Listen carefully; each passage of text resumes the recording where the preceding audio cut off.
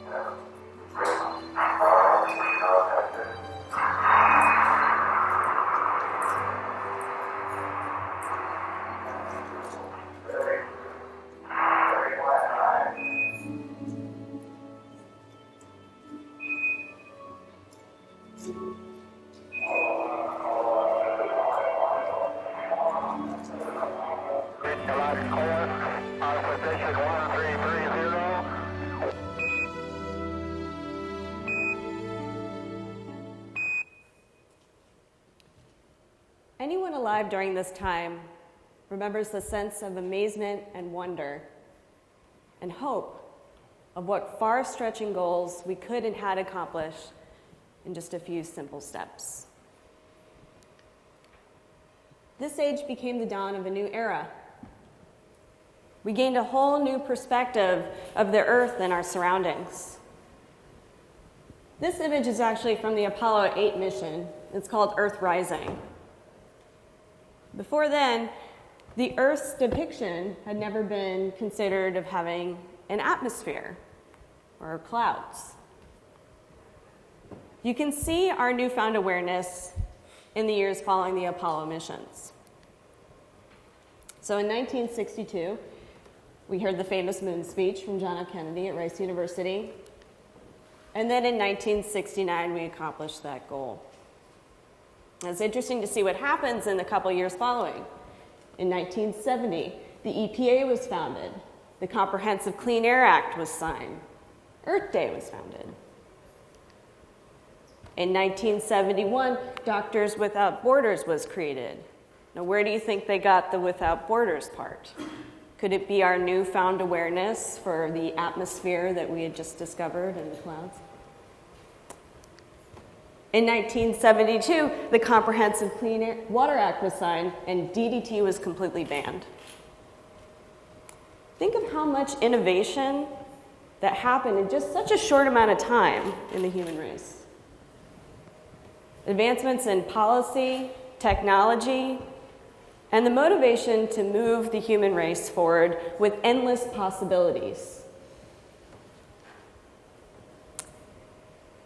The world started to have a new energy and hope for the future.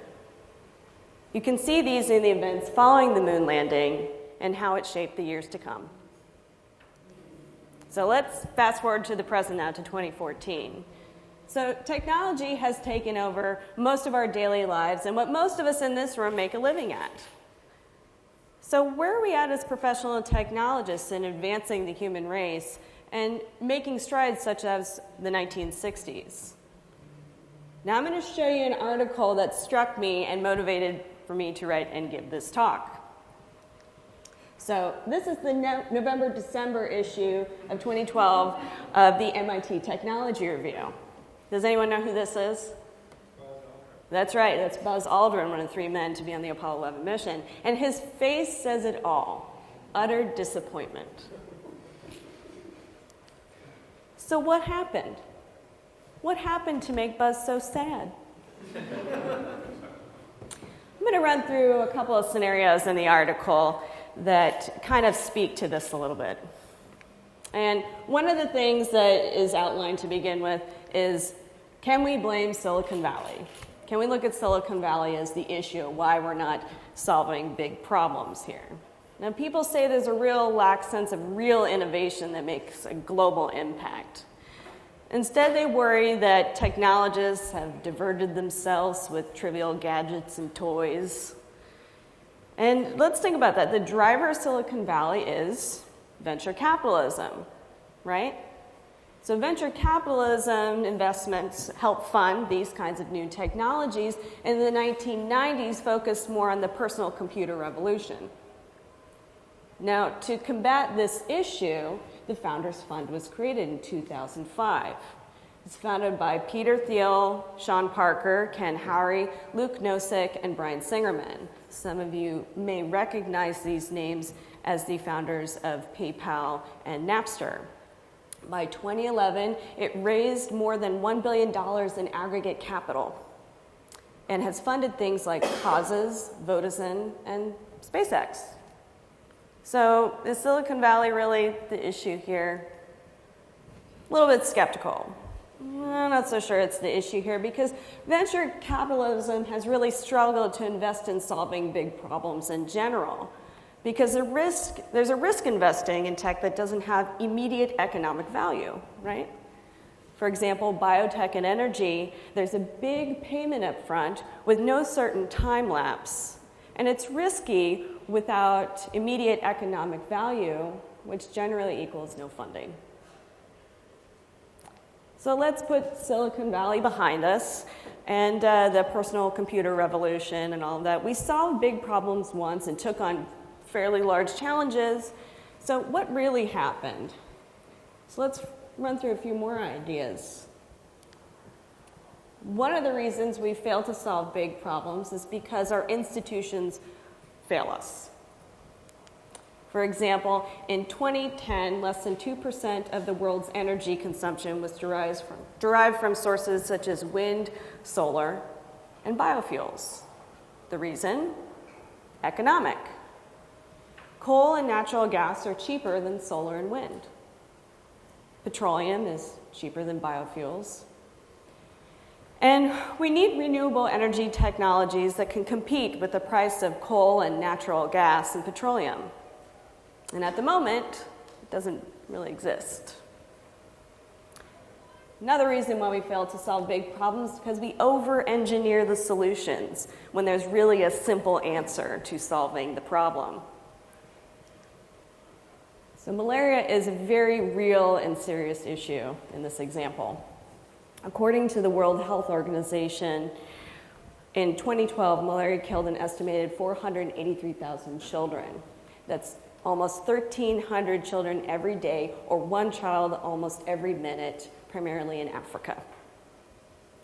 So knowing about this problem, friend Bill Gates and his buddy Nathan Myhrvold got together and decided to do something about it. They promoted and funded research to help fight the battle against malaria, which created better vaccines, genetically modified mosquitoes, and this next thing is real, mosquito zapping lasers. You can actually, there's a YouTube video, you can check this out and how it works. What they found is that the most effective cures are much more simpler than that. Eliminate standing water, drain swamps, provide mosquito nets, and most of all, increase prosperity throughout the land.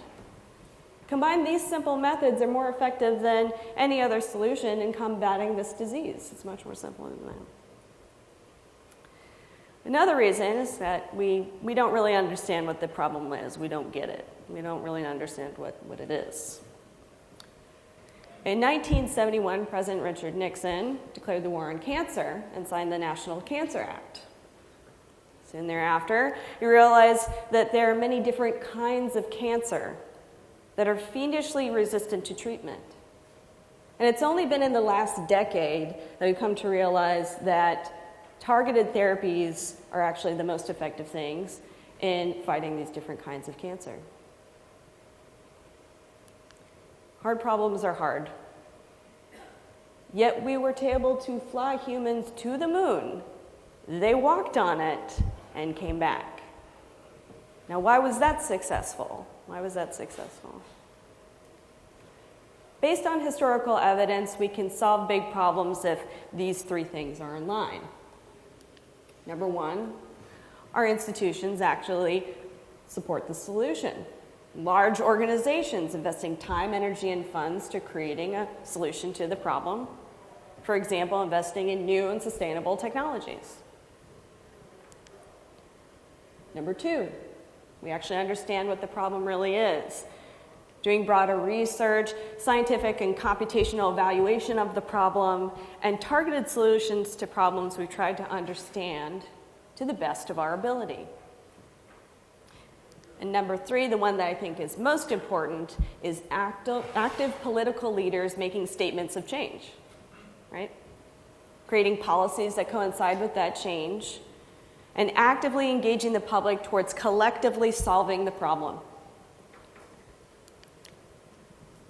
The list of hard problems is ever growing. Rapid climate change, poverty, access to clean water, disease and epidemic, human rights violations, and access to quality education. So how can we help?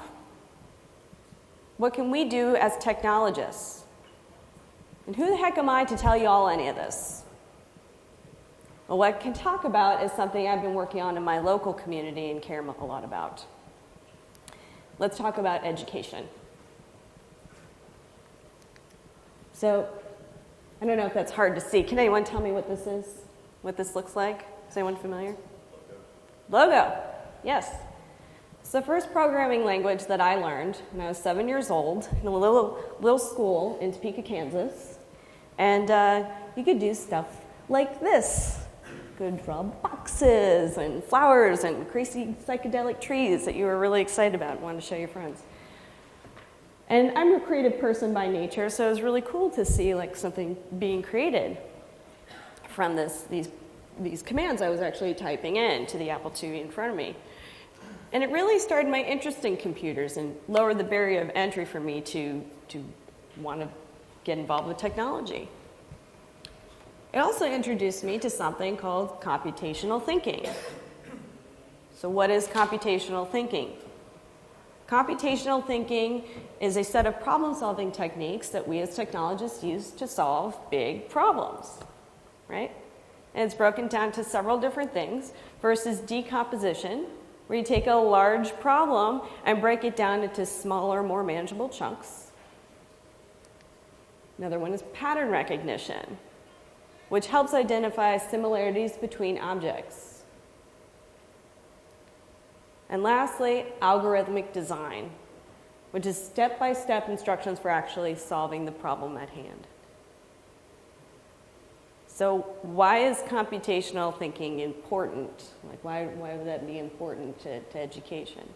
Think about it. Tomorrow's politicians, civil servants, police officers, teachers, journalists, CEOs are being created today.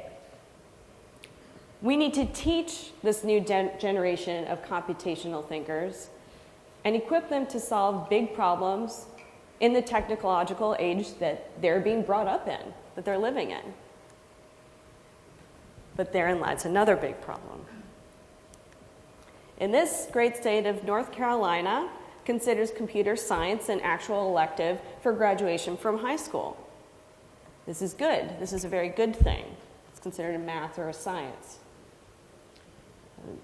The problem is that we also rank as the 46th state lowest in the nation for teachers' pay. In the last year alone, 30% of all North Carolina teachers have left their jobs. It's reached a 5-year high, with the lack of job security, making it more difficult to retain quality teachers in this state. It also doesn't help with trying to create diverse programs to do things like teaching computer science and computational thinking. So a few years back, a group called Refresh the Triangle got together and started something called the Teen Tech Camp. Came out of the need in a way to want to give back to the community in the Triangle area, in the Raleigh-Durham, Chapel Hill area. And I was on the list and I saw that they needed people to help teach, so I went and just taught a basic HTML, CSS class. And the day was amazing. The kids came ready and eager to learn. And while we didn't have a lot of resources available at the time, the library that kindly hosted us, the Southwestern Regional Library that hosted us, had a few computers that we could use, and some of the teachers that also attended brought their own computers and did some pair programming with the students that were there. Now, one of the computers that one of the people brought was a Raspberry Pi, as well as a book on Python. The students were really interested in learning more about this technology and this tiny little microcomputer, but at the time we didn't really have the resources or anything available to be teaching them. The following year at PyCon, there was something called the Young Coders tutorial. It was the first year that it happened, and in that tutorial, students from all around the country came to this conference, this national conference, to learn about Python on a Raspberry Pi. The day was broken up, the actual tutorial was broken up into 2 different days based off of age group. So the first day was 9 to 12, and then the second day was 13 to 18. And seeing this, and I was lightly involved with it too, it's like, this is perfect. Put 2 and 2 together, let's bring it back to the triangle. So I came back and got together with a couple of leadership in the community, librarians and developers, and also Sarah Kahn there, who's on the very right, who helped run the Teen Tech Camp from the year before, and decided to do the Teen Tech Camp again in 2013, but in the Young Coders fashion, with Raspberry Pis and Python. We gained sponsorships, outreach for equipment donations, and did regular weekly Google Hangouts in order to stay in touch as we organized the event. We also wrote a grant to the Python Software Foundation, in which helped fund us to get Raspberry Pis and books and other things to give to the students when they left. We contacted the Triangle E-Cyclery to get monitors, keyboards, mice, Ethernet cables that we could also give to the students when they left the program. It was an incredible, amazing time. And there were definitely times where I thought we couldn't pull it off, but it was really a community effort. It was a way in which the community as a whole came together and created a vision in which we wanted to do something to give back and help solve this big problem. Volunteers came from all around the Triangle, which is a fairly large area for those that you are familiar, if you're not familiar with it, and came and donated their time. It was an incredible effort, and this is a picture from the night before, all the little Raspberry Pis sleeping before the next day. And it was very exciting to see this all come together.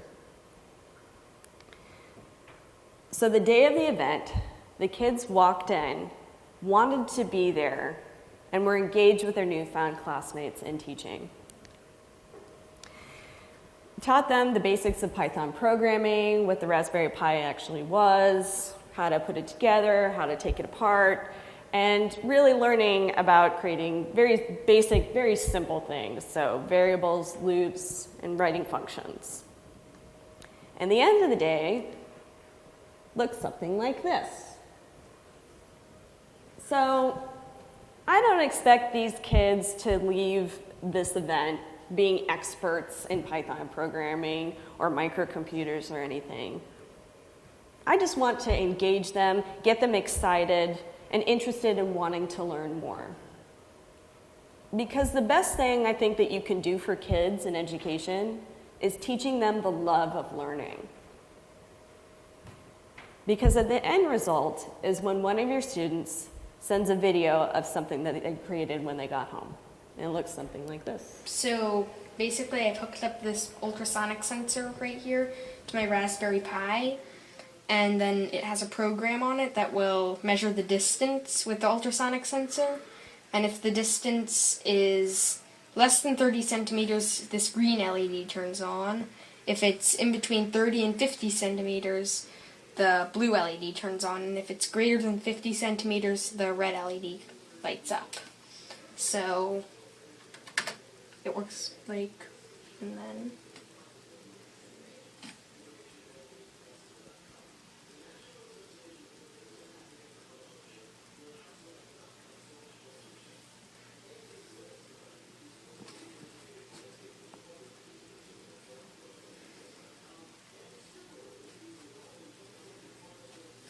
the program ends after it loops through that 200 times. This is what I think our key missions is as technologists. This is our moon landing. I feel a sort of sense of responsibility to be teaching kids computer science. So, you in the audience, how can you contribute? Let's say you're interested in education, but you don't know where to start. Now, you don't need to run a teen tech camp or a young coders tutorial, but I'm happy to talk with you, with those of you afterwards if you are interested in that. But you are interested in teaching. I'm going to outline a few places to help to teach and help educate with your talents and resources. So let's start with code.org. Some of you may have heard of. It was launched in 2013 and is a nonprofit dedicated to making computer science courses available in more classrooms, increasing participation of women and underrepresented students of color. Now, they do an hour of code in which the goal is to teach computer science at least for 1 hour in a classroom setting. There's a wealth of materials that are on the website right there, code.org. And they have things like Introduction to Computer Science, as well as curriculum in which you can not have a computer and still be teaching some basic principles. Another one is Citizen Schools, which partners with public middle schools and low-income communities and is dedicated to helping all children discover and achieve their dreams. You can volunteer to teach in the local middle school, and Charlotte and Raleigh actually have schools that they're partnered with, and the North Carolina main organization office is actually located here in Charlotte. So I highly recommend checking that out. Another one that I'm involved with is Girl Develop It, which exists to provide affordable and accessible programs to women who want to learn software development through membership and hands-on instruction. So there is a local Charlotte chapter. Crystal Starks is the leader for the Charlotte chapter, and she will be here tomorrow if you're interested in learning more about that. And I am one of the co-leaders for the Raleigh-Durham chapter, so if you're interested in learning more about Girl Develop It, you can come talk to me about that too. So let's say, teaching is not your thing. You're more interested in coding. You're more interested in contributing your code and your talents in that way. Here are some places to check out to get you started on the right path. So, Code Montage, which empowers coders to improve their impact on the world and connects them with specific organizations and runs events in order to get that started. They partner with organizations such as USHA ID, Digital Democracy, and the Sunlight Foundation. They did a Coder Day of Service on January 8, 2014 of this year, which did 1,200 hours of coding and amplified 50 projects. Now, Code for America, which those of you were in the keynote, if you weren't in the keynote this morning, you missed out. It's a very interesting keynote, especially for me, bringing together local government and technologists to make better cities for everyone. So there is a Code for Charlotte Brigade table located right out there where you can learn more about what's going on in Charlotte.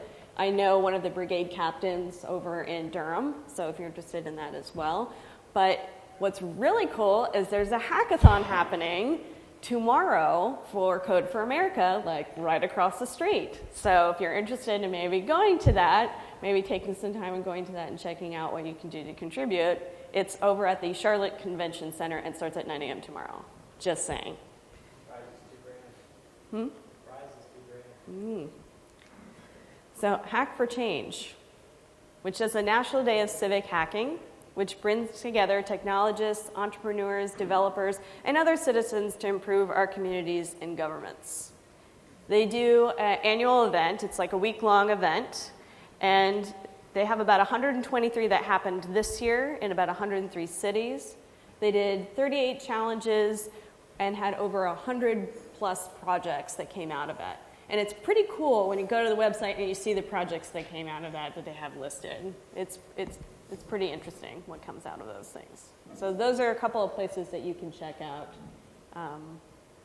to contribute your coding resources. So start simple, right? But start. Start with something that you're passionate about and pick something that's meaningful to you. But start.